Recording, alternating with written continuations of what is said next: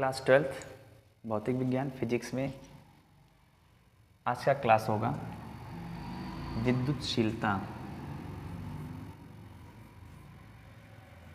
विद्युतशीलता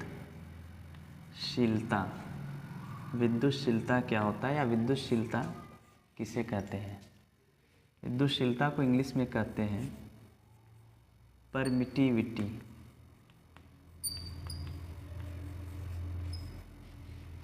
और हम लोगों ने कल पिछले वाले जो वीडियो था उसमें हम लोग देखे थे कि दो स्थिर आवेशों के लिए कूलाम बल का नियम F इक्वल के Q1 Q2 by R square, और यहाँ पे एमकेएस में K की वैल्यू रखी गई थी K equal 1/4 pi epsilon not. तो ये जो एप्सिलॉन नॉट था इसको बताया गया था निर्वात में विद्युतशीलता। निर्वात में विद्युतशीलता इसको कहा गया था। तो ये एप्सिलॉन नॉट जो होता है निर्वात में विद्युतशीलता, यानी अब हमारा टॉपिक है विद्युतशीलता किसे कहते हैं। निर्वात का मतलब होता है जहाँ पर किसी भी प्रकार का माध्यम उपस्थित न हो, उसे हम कहते हैं निर्वात।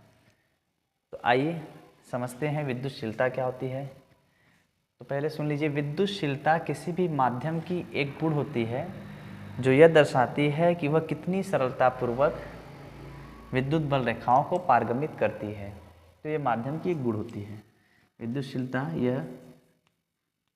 यह किसी माध्यम की किसी भी माध्यम की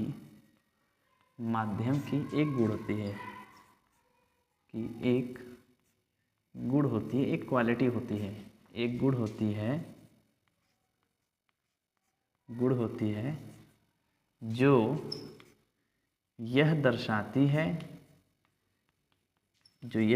यानी बताती है, क्या आप समझाती है, यह दर्शाती है कि वह माध्यम, जो माध्यम आप ले रहे हैं, वह माध्यम कितनी सरलतापूर्वक यानी आसानी से सरलतापूर्वक किसको, विद्युत बल रेखाओं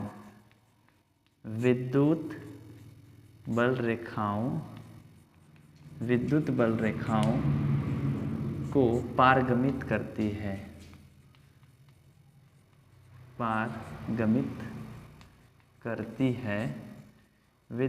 यही गुण विद्युतशीलता कहलाती है।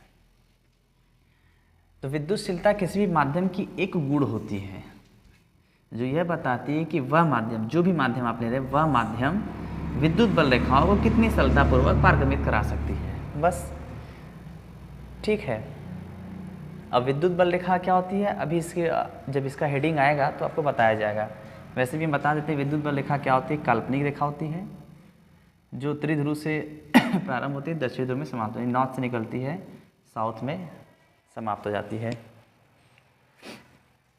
तो आप ये समझ गए परमिटिविटी क्या होती है। ये माध्यम की एक गुण होती है जिससे पता चलता है कि वो कितनी सरलतापूर्वक क्या करती है, विद्युत बल रेखाओं को पारगमित करा सकती है। ठीक, और यही गुण माध्यम की क्या कहलाती है, विद्युतशीलता।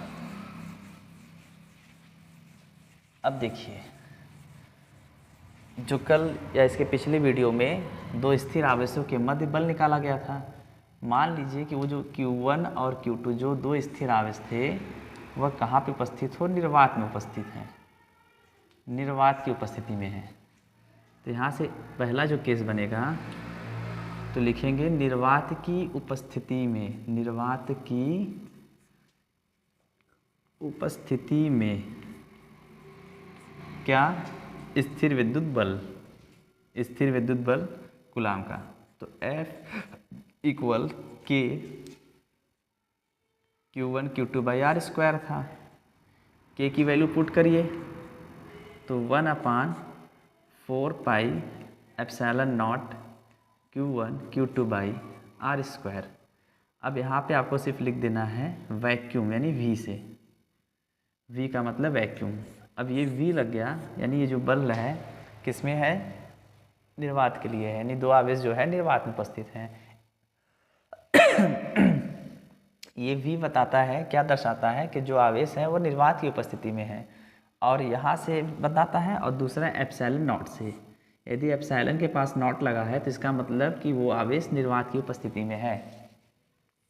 और निर्वात का मतलब जहाँ पर किसी भी प्रकार की कोई माध्यम ना हो, और यदि वही आवेश किसकी उपस्थिति में हो, किसी माध्यम की उपस्थिति में हो, किसी भी प्रकार की माध्यम की उपस्थिति में, माध्यम की उपस्थिति में यदि हमें फोर्स निकालना हो, बल निकालना हो, कूलाम का नियम, तो फिर लिखेंगे F equal 1/4 pi epsilon Q1 Q2 by R square. अब यहाँ पे क्या फ़र्क है बस आप समझ सकते हैं। माध्यम यानी किसी भी प्रकार का माध्यम होगा तो वहाँ पे m लिखेंगे यानी मीडियम, और यहाँ जो एप्सिलॉन 0 या एप्सिलॉन नॉट था, एप्सिलॉन सिर्फ लिखेंगे, नॉट और 0 को हटा देंगे। यहाँ देखिए, ठीक है। यदि एप्सिलॉन नॉट लगा है तो इसका मतलब ये जो विद्युतशीलता किसमें है, निर्वात में विद्युतशीलता या निर्वात की विद्युतशीलता। और यदि आपने यहाँ से नॉट हटा दिया, केवल एप्सिलॉन लिख दिया, तो इसका मतलब वहाँ पे निर्वात नहीं है, किसी न किसी प्रकार का कोई न कोई माध्यम होगा, यानी माध्यम की विद्युतशीलता, किसी माध्यम की विद्युतशीलता। ठीक, तो ये टॉपिक तो यहाँ से तो विद्युतशीलता क्लियर हो गई। अब बात करते हैं जो ये कूलाम नियतांक K था या समानुपातिक नियतांक, इसके सूत्र की, इसके मात्रक की और इसकी विमा की।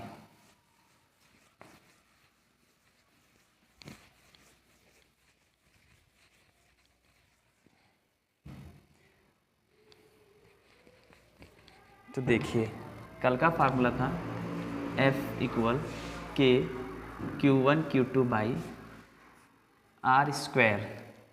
चलिए पहला टॉपिक, इसका हम निकालते हैं क्या, सूत्र। किसका, यहाँ लिख देते हैं। अच्छा, K का सूत्र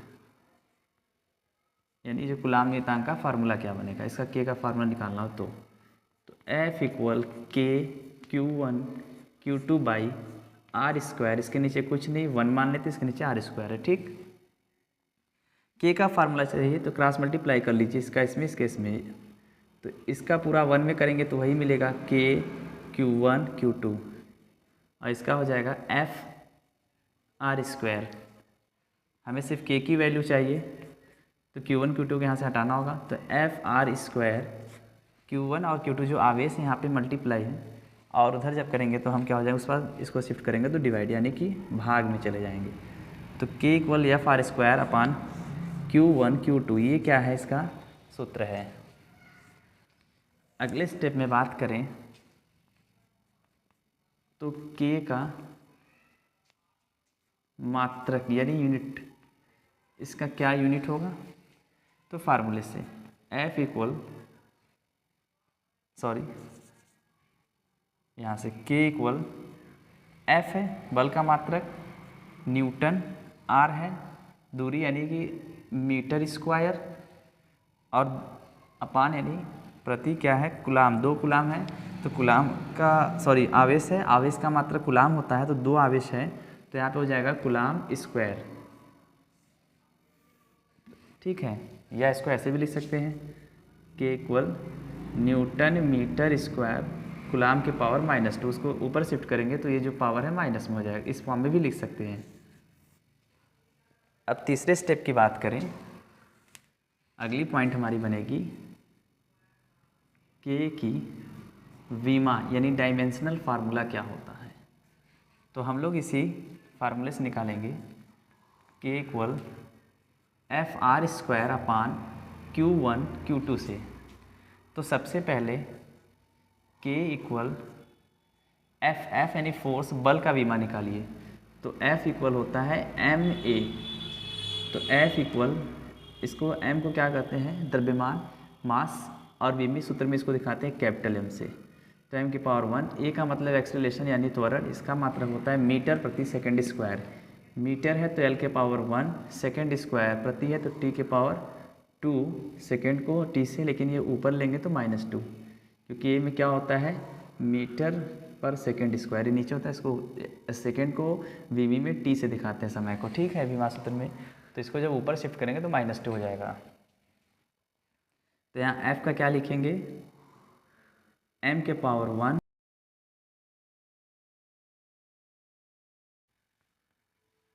आपेक्षिक विद्युतशीलता, विद्युतशीलता यानी आपेक्षिक विद्युतशीलता किसे कहते हैं, या इसका एक दूसरा नाम होता है परावैद्युतांक। कुछ लोग इसको परावैद्युतांक नाम से भी जानते हैं, आप भी समझ जाइए। या तो बोले आपेक्षिक विद्युतशीलता या परावैद्युतांक, जिसको इंग्लिश में क्या कहते हैं, रिलेटिव परमिटिविटी, रिलेटिव परमिटिविटी। और इसको या कह सकते हैं एक और, डाई इलेक्ट्रिक कांस्टेंट।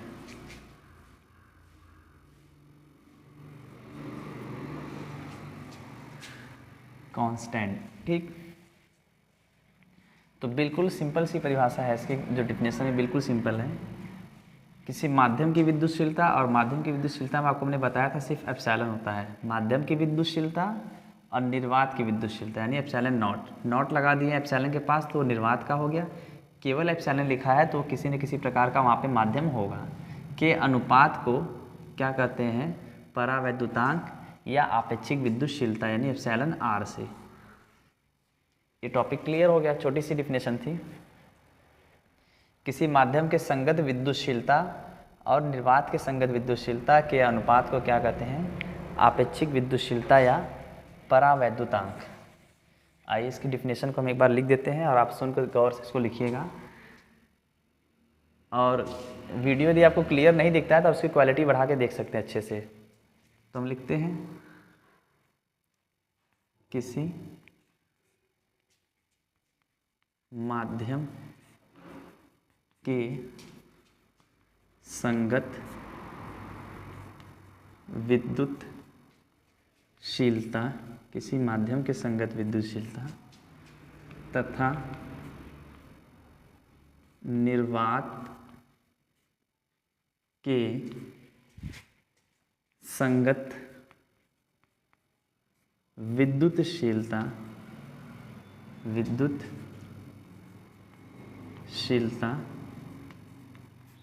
के अनुपात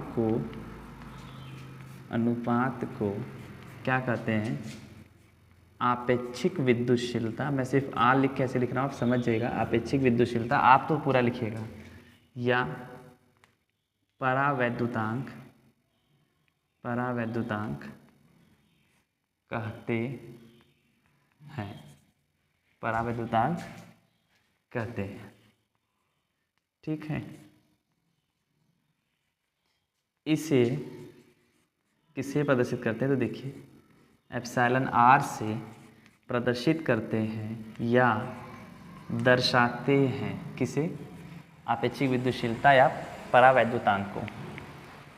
तो छोटी सी डिफिनेशन है कि माध्यम के संगत विद्युतशीलता और निर्वात के संगत विद्युतशीलता के अनुपात को क्या कहते हैं, आपेक्षिक विद्युतशीलता या परावैद्युतांक कहते हैं, ठीक है। इसको नोट कर लीजिए। अब लिखते हैं इसका फार्मूला। फार्मूला इसकी डिफिनेशन के हिसाब से लिखेंगे। इसके सूत्र की बात करें तो छोटा सा फार्मूला है, क्या था कि माध्यम के संगत क्या, विद्युतशीलता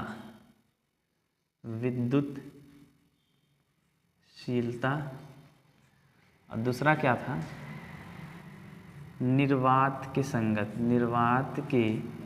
संगत विद्युतशीलता। यही सिर्फ लिखना है आपको, सिर्फ निर्वात के संगत विद्युतशीलता के अनुपात यानी बटे को क्या कहते हैं, आपेक्षिक आपेक्षिक विद्युतशीलता, ठीक है, आपेक्षिक विद्युतशीलता, इसको दिखाते हैं एप्सिलॉन आर से। और माध्यम की संगत विद्युतशीलता है तो केवल एप्सिलॉन, और निर्वात है तो एप्सिलॉन नॉट लगा देंगे। निर्वात के लिए जहाँ पे किसी भी प्रकार का कोई माध्यम ना हो, एप्सिलॉन नॉट, ठीक है। और यदि किसी प्रकार का माध्यम मिल जाता है तो केवल एप्सिलॉन। ये हो गया आपका फार्मूला, ठीक है। अब बात करें इसकी यूनिट की, मात्रक की। इसका जो मात्रक होता है किसका, एप्सिलॉन आर का, तो ये क्या होता है, मात्रकहीन होता है। ये मात्रकहीन यानी इसका कोई मात्रक नहीं होता है, क्योंकि यहाँ से एप्सिलॉन एप्सिलॉन, ये एप्सिलॉन क्या है, विद्युतशीलता है केवल, तो विद्युतशीलता पूरा कैंसिल हो जाएगा, ख़त्म हो जाएगा, तो कोई मात्रक नहीं इसकी बचेगी। और रही बात इसकी विमा की, किसकी विमा, एप्सिलॉन आर की विमा, तो जब मात्रक नहीं है तो इसका विमा भी नहीं होगा, तो ये क्या कहलाएगा, विमाहीन, इसका कोई विमा भी नहीं होगा, विमाहीन। ये भी आप समझ चुके हैं। अब आगे की टॉपिक की बात करते हैं। इसका एक छोटा सा डेरिवेशन करेंगे। दो स्थिर आवेश को लेकर पहले मानेंगे कि जो आवेश है उनके बीच में क्या है, निर्वात होगा, फिर मानेंगे किसी भी प्रकार का वहाँ पे माध्यम होगा।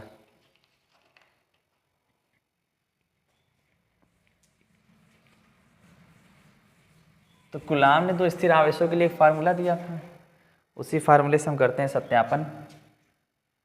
तो लिखते हैं जैसे Q1 Q2 दो स्थिर आवेश, बीच की दूरी r, मान लेते हैं इनके मध्य क्या, ये किस निर्वात है, यानी इनके निर्वात की उपस्थिति में, यानी इनके मध्य निर्वात है। आप पूरा लिखिए निर्वात। तो मैं पहला केस बनाता हूँ।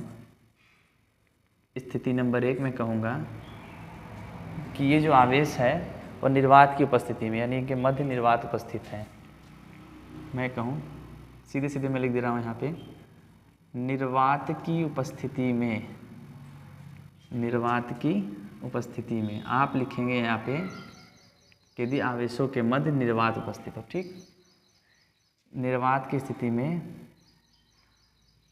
कूलाम के नियम से क्या होगा, F इक्वल, कल आपको फार्मूला बताया था, यहाँ पे K होता है, K का वैल्यू होता है 4 पाई एप्सिलॉन नॉट, ठीक है। एम केस में K का मान मैंने बताया था, यहाँ पे K Q1 Q2 by R square होता है, तो K की जगह मैंने रखा 1/4 पाई एप्सिलॉन नॉट, और यहाँ हो जाएगा दो आवेश जो थे Q1 Q2 by R square.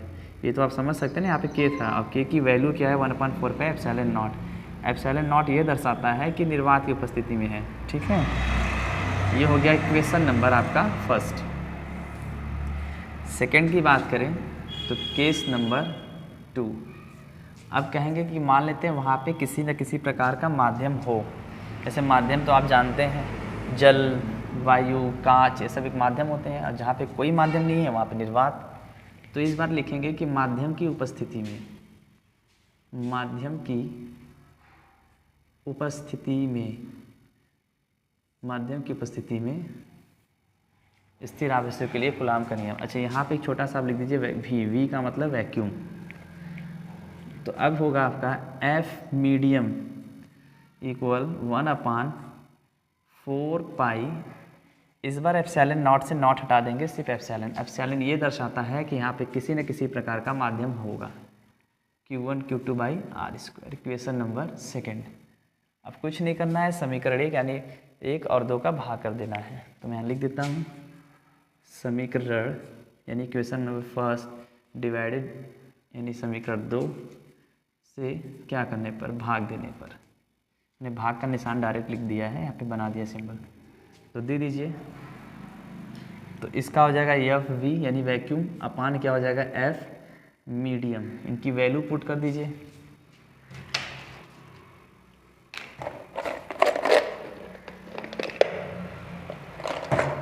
इनकी वैल्यू पुट करिए। वैक्यूम का क्या था, सीधे बस एप्सिलॉन नॉट लगाना है, 1/4 pi epsilon naught Q1 Q2 by R square. और मीडियम के लिए क्या होता है 1/4 पाई, ओनली वन क्या होता है सिर्फ एप्सिलॉन, और Q1 Q2 by R square. ये 1/4 पाई 4 पाई Q1 Q2 आर स्क्वायर ऊपर, ये सब क्या हो जाएंगे, कैंसिल हो जाएंगे। तो यहाँ से कैंसिल आउट हो गए। अब बचा क्या हमारे पास, F vacuum upon F medium equal 1 upon epsilon nought और नीचे बचा 1 अपान एप्सिलॉन। ठीक, अब यहाँ से F vacuum upon F medium, ये ऊपर चला जाएगा एप्सिलॉन और नीचे बचेगा एप्सिलॉन नॉट। ठीक, अब ये एप्सिलॉन और एप्सिलॉन नॉट क्या होता है, मैंने भी फार्मूला बताया।